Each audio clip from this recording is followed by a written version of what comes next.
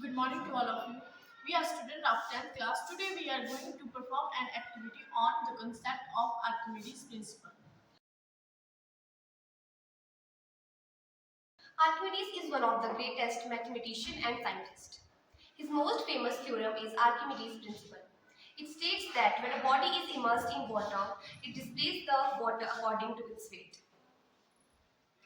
So we are going to perform an activity on Archimedes Principle. So to perform this activity, we'll take a beaker and put some water in it.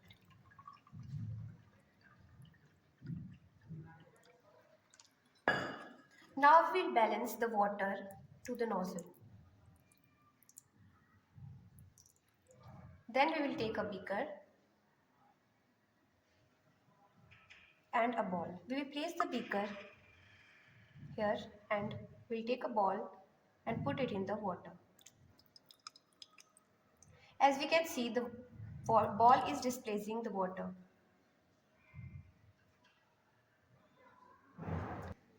So this is the water which is displaced by this ball. So as we all know, this is the water displaced by this ball. Now we will check the weight of this water and this ball.